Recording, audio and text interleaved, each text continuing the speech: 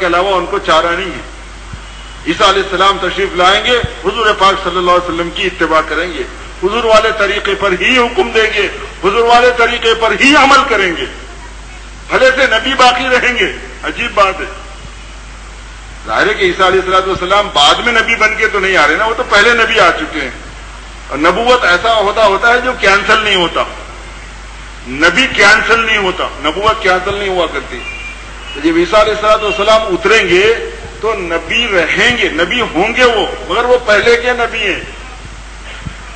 وہی نبوت ان کی کنٹینیو رہتی ہے, مگر عمل کریں گے حضور صلی اللہ علیہ وسلم کی شریعت پر, کی شریعت کا.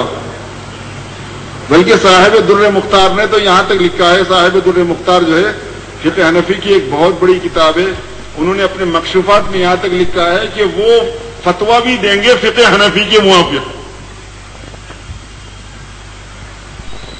وہ ایک کشف ہے, کشف کوئی دلیل شرعی نہیں ہے, لیکن چونکہ فقہ حنفی اصل قرآن اور حدیث کے موافق ہے, وہ اس معنی میں بات جاتی ہے. اصل جو موافقت پڑتی ہے قرآن اور حدیث کے موافق, وہ فقہ حنفی کو پڑتی ہے. سب سے زیادہ, سب سے قریبی جو موافقت ہے وہ اس کو ہے, اور فتویٰ تو دینا ہی ہے نا. تو امام حضرت عیسیٰ علیہ نبینا علیہ الصلوۃ والسلام حضور صلی اللہ علیہ وسلم کی اتباع کریں گے, آپ کی سنت کو ہی فالو کریں گے, آپ کے طریقے کو ہی فالو کریں گے. اور حضرت عیسیٰ کے آنے تک پوری دنیا میں چاہے ظلمت ہی ظلمت بھر جائے, شرک اور کفر ہی بھر جائے, دہریت ہی بھر جائے, مگر ایمان والا ہی ذمہ دار ہوگا, کوئی نبی نہیں آئے گا. اس لیے میرے دوستو بھائیو, ہمیں اپنے جان و مال سے پوری دنیا میں چلنے پھرنے اور سفر کرنے کے عزم کرنے پڑیں گے. سب انسانوں تک پہنچنا ہماری ذمہ داری ہے. جن کے ذمے میں نہیں ہے, دیکھو وہ کیسی محنتیں کر رہے ہیں. جو باطل مذہب کے علمبردار ہیں, دیکھو وہ کیسی محنتیں کر رہے ہیں, کیسی جان و مال کی قربانیاں دے رہے ہیں, کتنا مال خرچ کر رہے ہیں, کیسے وقت لگا رہے ہیں, عمریں گزار دے رہے ہیں ایسی ایسی جگہوں پر جن کو کبھی جانے کی ان کو عادت ہی نہیں, رہنے کی کہیں عادت ہی نہیں, لیکن زندگی گزار رہے ہیں تاکہ اپنا دین, ان کا اپنا دین پھیلے, جس کو وہ سمجھ لیں کہ ان کا اپنا وہ دین ہے. اور ہم دین حق کے علم بردار سرکار دو عالم آقا نامدار حضرت محمد الرسول اللہ صلی اللہ علیہ وسلم, جو سید الاولین والآخرین ہیں, جو علم الاولین والآخرین کے علم ہیں, جو شفیع المذنبین ہیں, جو رحمت للعالمین ہیں, جو صاحب شفاعت کبریٰ ہیں, جو ساقی کوثر ہیں, جو شافع محشر ہیں. آپ اندازہ لگائیے, لواء الحمد بیدی جن کی شان ہے, سارے نبی جن کے جھنڈے کے تحت میں ہوں گے, سارے نبیوں نے جن کی اقتدا میں نماز پڑھی ہے, ساری نبیوں نے جن کو اپنا امام اور اعظم تسلیم فرمایا ہے. میرے دوستو, ایسے پیارے نبی صلی اللہ علیہ وسلم کی ہم امت ہیں, ہم اس کے لیے کچھ محنت نہیں کر رہے. تو دوہری ذمہ داری ہم پر ہے, دوہری ذمہ داری اس امت مسلمہ کے ہر فرد پر ہے. مجھ پر بھی ہے, آپ پر بھی ہے, تندرست پر بھی ہے, بیمار پر بھی ہے, غریب پر بھی ہے, اور امیر پر بھی ہے, اور فرصت والے پر بھی ہے, اور مصروف پر بھی ہے, اور شادی شدہ پر بھی ہے, اور غیر شادی شدہ پر بھی ہے, بیوی بچوں والے پر بھی ہے, بغیر بیوی بچے والے پر بھی ہے. سب پر یہ ذمہ داری ہے کہ اپنے ایمان کو قوی اور مضبوط بناتے ہوئے اور اپنے اندر کی استعداد کو بڑھاتے ہوئے ساری امت مسلمہ تک یہ پیغام پہنچے, اور ساری امت مسلمہ تک اللہ تبارک و تعالیٰ کی یہ امانت منتقل ہو, اور سرکار دو عالم صلی اللہ علیہ وسلم کا یہ پیام عام ہو جائے. یہ مجھ پر اور آپ پر سب پر ذمہ داری ہے.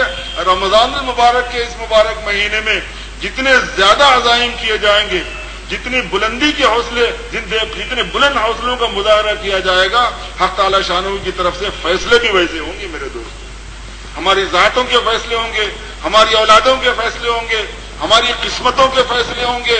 حق تعالی شانہ اگر راضی ہو گئے تو دنیا اور آخرت میں ہماری قسمت کا ستارہ چمک جائے گا. اللہ پاک ہمارا مقدر بنا دے گا. اور کتنا جذبہ آ جائے میرے دوستو, کتنا جذبہ آنا چاہیے, اتنا جذبہ آئے کہ اللہ تبارک و تعالیٰ کی بات کے سامنے سرنڈر ہونا آ جائے. بس قرآن پاک میں اللہ تعالیٰ نے فرمایا کہ جو ابراہیم کا طریقہ ہے نا, اس کے طریقے کو کوئی بیوقوف کے علاوہ کوئی چھوڑ نہیں سکتا. ابراہیم کا جو طریقہ ہے, اس کے طریقے کو بیوقوف کے علاوہ کوئی چھوڑ نہیں سکتا. جو پکا بیوقوف ہے وہی چھوڑے گا, ورنہ دوسرا نہیں چھوڑے گا. پھر اس کے بعد فرمایا کہ ان کا طریقہ کیا تھا پتہ ہے, اذ قال له ربه اسلم قال اسلم. ان کے رب نے کہا تھا ان سے کہ بس ماننے والے ہو جاؤ. انہوں نے کہا بس میں ماننے والا ہو گیا, میں ماننے والا ہو گیا. اتنا کہ وہ آدمی اپنے ارادے کو, اپنے جذبے کو فنا کر دینے والا ہو.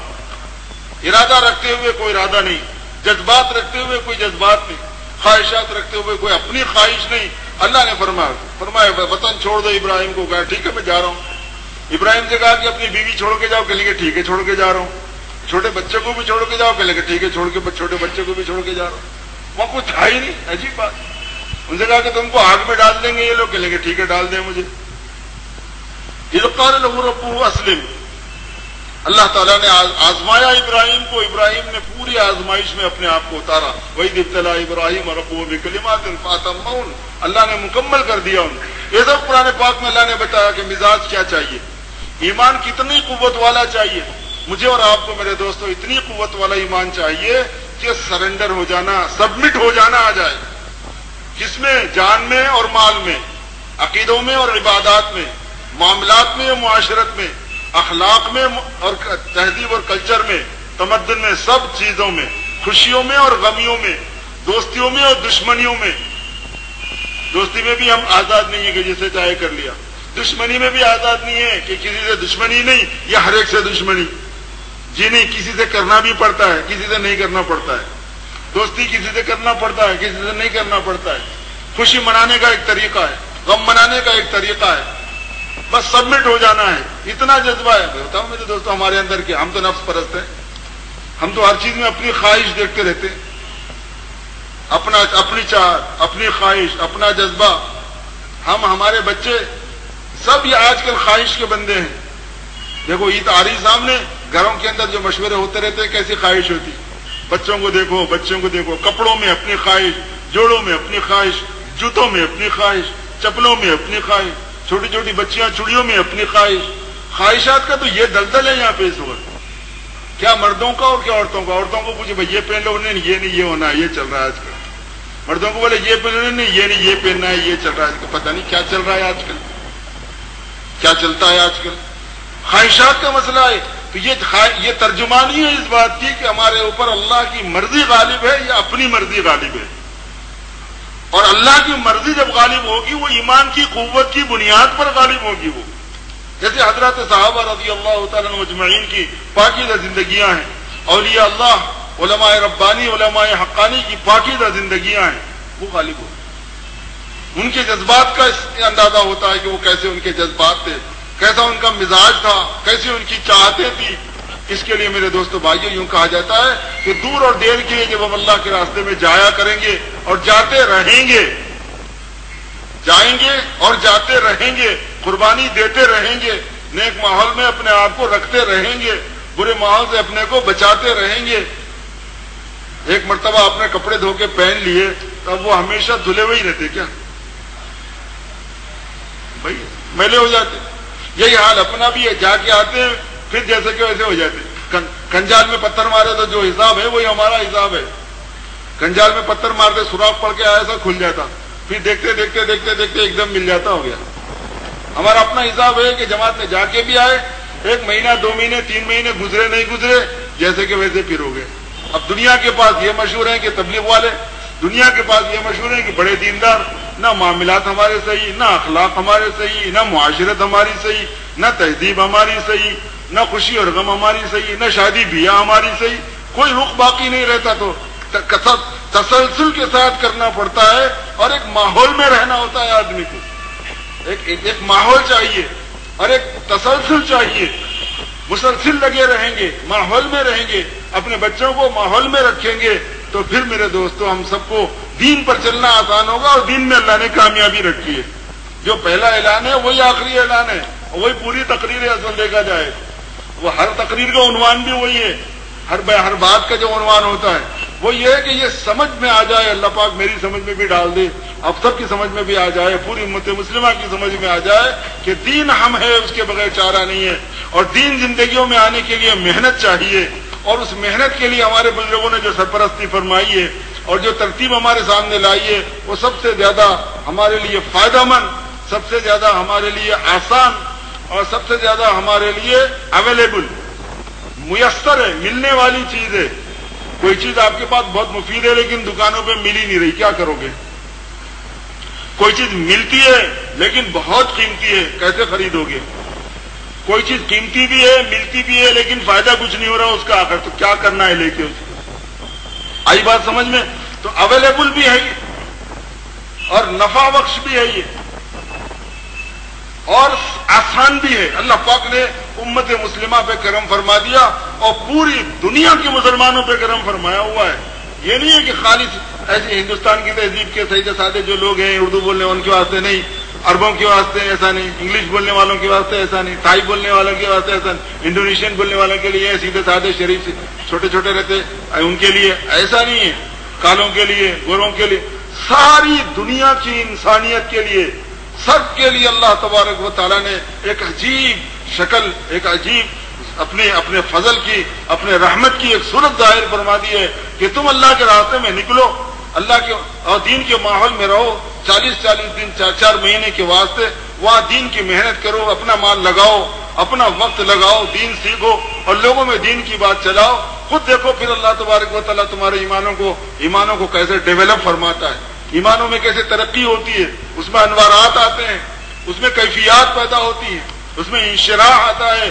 کیونکہ بشاشت ایمان جو ہے نا جب دلوں کے اندر داخل ہوتی ہے تو اس کی کیفیت الگ ہوتی ہے. جب ایمان کی بشاشت دل کے اندر آ جائے, جس کو انشراح کہتے ہیں, الم نشرح لک صدرک افمن شرح اللہ صدرہ للاسلام, جس کے سینے کو اللہ پاک نے کھول دیا ہو اسلام کے واسطے, جب شرح صدر ہو جاتا ہے میرے دوست بھائیو اس کی کیفیت الگ ہوتی ہے بالکل. حق تعالی شانہ اللہ کرے کہ ہمارا شرح صدر فرما دے اسلام کے لیے اور ساری امت مسلمہ کو اسلام کے لیے شرح صدر فرما دے. ابھی پوری دنیا میں اللہ پاک اس کا ذریعہ بنا کر ہدایت عامہ کے فیصلے فرما دے. اس کے لیے میرے دوستو پوری دنیا اس وقت بڑے عجیب حالات میں ہے. ہم سب کو ضرورت ہے جانے کی. دنیا سکھ رہی ہے, بلک رہی ہے. یہ نہیں ہے کہ وہ صرف آفات سماوی میں گھری ہوئی ہے, یہ نہیں کہ وہ گھروں کے اختلافات میں گھری ہوئی ہے, یہ نہیں کہ وہ اکانومی اور معاشی اور اقتصادی اعتبار سے پریشان ہے اس لیے, یہ نہیں کہ وہ صرف بیماریوں کے اندر ہے. ان چیزوں کے اندر بھی اس وقت دنیا پریشانیوں کے اندر مبتلا ہے. اور اس کے علاوہ بے حیائی, بے ایمانی, اور اس کے علاوہ ظلم و ستم, اس کے علاوہ فتنے, اور اس کے علاوہ دین سے دوری اور غفلت, اور اس کے علاوہ نفس و شیطان کی شرارتیں, اور اس کے ساتھ دجالی فتنے اور دجالی فتنوں کا جو سیلاب اور جو جال مسلسل بنی جا رہی ہے یہاں سے لے کے وہاں تک, جس نے پوری دنیا کو کور کیا ہوا ہے اور اضافہ ہی اس میں ہوتا جا رہا ہے. یہ سارا کا سارا اس وقت تقاضا کرتا ہے کہ میں اور آپ اللہ کے دین کی محنت کے لیے کمر کس لیں, میں اور آپ اللہ کے دین کا پیغام پوری دنیا میں پہنچانے کے لیے ارادے کریں. جو مال اللہ نے دیا ہے وہ قبول ہو جائے اس مقصد کے لیے, جو جان اللہ نے دی ہے وہ لگ جائے. میرے دوستو زندگی کا کوئی بھروسہ نہیں ہے. بہت جلد وہ وقت آ جائے گا جب ہم اس دنیا سے رخصت ہو جائیں گے, جیسے بے شمار لوگ رخصت ہو گئے اور آج خواب و خیال بن گئے, کچھ بھی باقی نہیں رہا ان کا. دنیا جو کچھ تھی وہ ان کے پاس میں رہ گئی. ایسے ہی ہمارے ساتھ میں بھی ہونے والا ہے, سب کے ساتھ ہونے والا ہے. کل نفس ذائقۃ الموت, ہر نفس کو موت کا مزہ چکھنا ہے. وانما توفون اجورکم یوم القیامہ, اور تم کو پورا بدلہ قیامت میں دے دیا جائے گا. فمن زحزح عن النار وادخل الجنۃ فقد فاز, جس کو جہنم سے بچا دیا گیا اور جنت میں داخل کر دیا گیا بس وہ کامیاب ہے. وما الحیات الدنیا الا متاع الغرور, اور یہ جو دنیا کی زندگی ہے یہ دھوکے کا سامان ہے. اگر اسی میں انوالو ہو کے اور اپنا ٹائم اسی میں تم نے نکال دیا, اس سے بڑے زیادہ دھوکہ تم نے کوئی اور چیز کا نہیں کھایا. سب سے زیادہ بڑا دھوکہ وہ یہی ہے کہ آدمی اتنا بزی ہو جائے, اتنا مشغول ہو جائے, اتنا انوالو ہو جائے اس میں دنیاوی مسائل کو حل کرنے میں کہ اس کو دین کی تیاری کا موقع نہ ملے, تو ایسا بندہ دھوکہ کھا گیا. وما الحیات الدنیا الا متاع الغرور کا یہ جملہ اس جملے کے ساتھ میں جڑ کر یہ معنی پیدا کر رہا ہے. وما الحیات الدنیا الا متاع الغرور, اور دنیاوی زندگی تو میرے دوستو دھوکے کا سامان ہے. اس لیے دنیا چلتی رہے گی, دنیا ایڈجسٹ ہوتی رہے گی, دنیا کو ایڈجسٹ کر کے چلتے رہنا ہے. مگر دین کے لیے محنت ہو جائے اس سے پہلے کہ کہیں اللہ کے پاس ہمارا بلاوا آ جائے. جو ٹائم اللہ پاک نے دیا ہے اس سے بھرپور فائدہ اٹھانے کے واسطے یہ آواز لگا رہے ہیں ہمارے بڑے کہ اپنی جان و مال کے ساتھ اللہ کے راستے میں چلنے کے ارادے کرو اور عزائم کرو, اور کچے پکے ہر مکان تک اللہ کی امانت کو پہنچا دو, اور دور اور دیر کے لیے اللہ تبارک و تعالیٰ کے راستے میں نکلو. اور ارادہ یہ کرو, ارادے میں برکت ہے, نیت میں برکت ہے, اور اللہ پاک بندہ جیسے ارادہ کرتا ہے ویسے اس کے ساتھ معاملہ کرتا ہے. ہم یہ ارادہ کریں کہ پوری دنیا میں انشاءاللہ العزیز جائیں گے, اور جو اللہ پاک نے ہمیں مال دیا اس میں سے زیادہ اللہ کے دین کے لیے خرچ کریں گے میرے دوستو انشاءاللہ. اللہ تعالیٰ مجھے اور آپ کو سب کو عمل کی توفیق عطا فرمائے.